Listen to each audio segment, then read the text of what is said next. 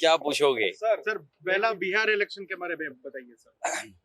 देखिए, रिजल्ट हमारे आपके सामने है और ज्यादातर लोग ये सोच रहे हैं, और ऐसे पॉलिटिकल पार्टी और ऐसे लीडर एक पॉलिटिकल पार्टी का मैं सोचता हूं कि हम लोगों को बहुत कुछ बीजेपी से सीखना है।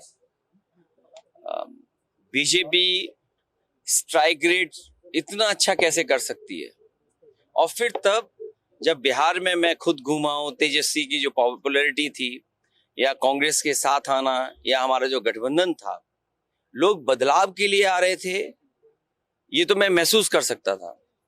लेकिन ये नहीं पता था कि लोगों को नौकरी के सवाल पर, महंगाई के सवाल पर या बिहार के विकास के सवाल पर, किस सवाल पर वोट कर रहे हैं। लेकिन अब 202 डबल सेंचुरी हो जाना, ये हम लोगों को भी टारगेट फिक्स कुछ ऐसा ही करना पड़ेगा यूपी में।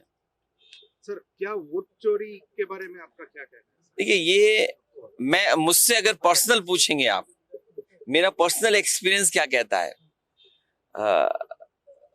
जो बाई इलेक्शन यूपी में हुआ था उसमें बीजेपी ने पुलिस लगा के वोट लूट लिए थे। And I am not saying just like that, there are videos, there are incidents जहां पर पुलिस को उन्होंने पॉलिटिकल बना करके उनके थ्रू वोट लिया। जहां हम लाखों वोट से जीतते थे, हजारों वोट से जीतते थे, हमें वोट ही नहीं मिला वहां पर। दे यूज्ड फुल फोर्स और किसी को वोट नहीं डालने दिया। वोट चोरी तो एक स्टेज है, लेकिन वोट ही नहीं डालने दें आप किसी को। और बिहार में क्योंकि कोई कह रहा है कि महिलाओं को 10,000 रुपए मिला है, कोई कह रहा है 20,000 रुपए मिला है, कोई कह रहा है कि एक ही परिवार में 30,000 रुपए आ गया, लेकिन सभी को तो नहीं मिला पैसा, महिलाओं को। और अगर पैसे देकर के चुनाव जीतना होगा तो हम सबको ये कहना पड़ेगा कि हम पैसा देंगे। और अच्छा भी है ना पैसा देना, क्योंकि जब पैसा खर्च होगा तो इकोनॉमी ग्रो करेगी। गरीब के हाथ में पैसा जब जाएगा तो उससे अच्छा लगेगा, वो कुछ सामान खरीदेगा, कुछ साड़ियां खरीदेगी महिलाएं, कुछ अपने बच्चों के लिए करेंगे। लेकिन ये बात कंटिन्यू होनी चाहिए, सब महिलाओं को मिलना चाहिए, महिलाओं के साथ भेदभाव नहीं करना चाहिए। सोचिए, वो महिलाएं जिनको आप 10,000 रुपए दे रहे हो, उनके पति उनके पास नहीं रहते हैं, बच्चे कुछ दिन रहते हैं, बच्चे नहीं रह पाते हैं क्योंकि वो काम करने के लिए कहीं और जाते हैं।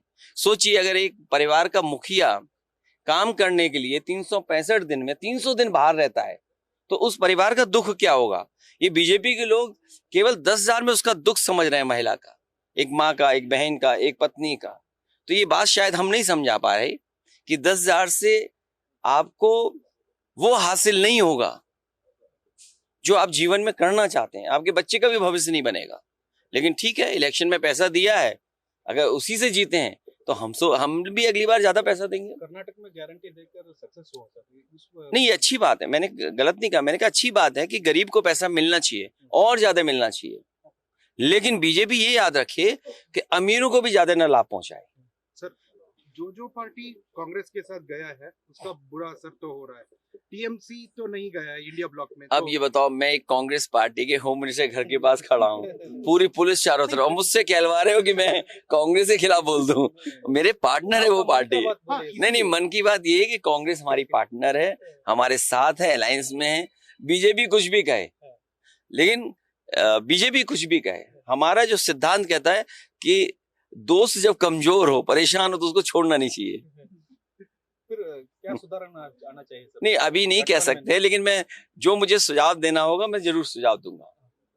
लेकिन यह है कि कुछ चीजों को सुधार होगा तो हम बीजेपी से लड़ सकेंगे। कर्नाटक गवर्नमेंट के बारे में आप क्या कहेंगे?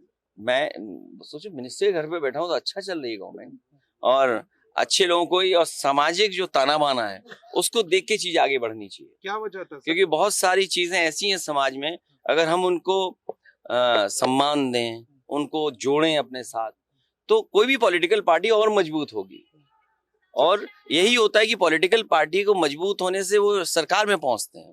सर क्या वजह था सर? क्या परमेश्वर नहीं, हम तो एक मुलाकात थी, एक शिष्टाचार मुलाकात, किसी को मैं जानता हूँ, किसी से परिचय है, और जिस कम्युनिटी से वो आते हैं उनकी बहुत सेवाएं हैं और संस्थाएं बहुत चलाते हैं। मैं तो खुद ही यहाँ पढ़ा हूँ, तो मैं खुद समझ सकता हूँ कि कोई संस्था चलाने वाला कितने समाज के बीच में अपनी सेवा कर रहा हो। इसलिए मुझे आने का और मिलने का मौका मिला. सर कुछ कन्नड़ा याद है आपको? हाँ ना, कन्नड़ गोतलवा बोलिया पूछिए. I can understand but I can't speak so fluently. भाई एक काम करो ना, यहाँ मुझे रख लो. नहीं नहीं सके. हाँ. सर कुछ दोहराना चाहते हैं, कुछ यादें?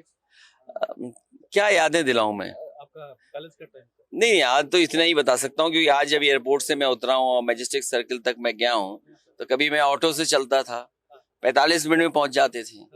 लेकिन अभी तो शायद बहुत टाइम लगेगा. बेंगलोर भी बड़ा शहर हो गया, बड़ा ग्रो हो गया शहर. उस समय इतना बड़ा नहीं था बेंगलोर. लेकिन कॉलेज में रहना, कॉलेज की अपनी यादें, और फिर स्वामी जी से मैं तो कई बार मिला हूँ, मैं मिलता भी रहता हूँ. जो अनुभव, जो पढ़ाई, वो जो जानकारी, जो नॉलेज, वो शायद यहीं की देन है. कर्नाटक का बीजेपी नेता बोलता रहता है सर, आदित्यनाथ का बुलडोजर संस्कृति यहाँ भी आना चाहिए, ऐसा ऐसा. देखिए, अनकॉन्स्टिट्यूशनल है वो तरीका, अनडेमोक्रेटिक है, और बुलडोजर कोई अच्छी संस्कृति नहीं है. सुप्रीम कोर्ट ने मना किया है कि आप इस्तेमाल नहीं कर सकते हैं.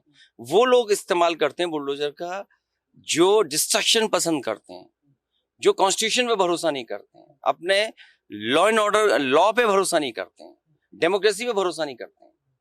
ऐसे आप देखिएगा यूपी में तमाम एग्जाम्पल मिलेंगे आपको, जहां पर जिस समय कोर्ट फैसला सुनाएगा, बुलडोजर चलवाने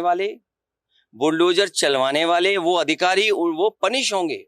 और कई उदाहरण जहां उन पे जुर्माना हुआ है, 30 लाख, 15 लाख, 20 लाख. आपने किसी की चीज को कैसे गिरा दिया? एक वक्त में आपका यहाँ का एमएलए रहता था, आपका पार्टी का, अभी पार्टी एमपी भी था. नहीं, मुझे याद है कि जब यहाँ से बंगारप्पा जी समाजवादी पार्टी से मेंबर ऑफ पार्लियामेंट बने थे, मेरे फादर, नेताजी, उस समय पार्टी के लोग, मैं खुद भी प्रचार करने आया था, और जिनके साथ मैंने प्रचार किया था वो आज मिनिस्टर हैं.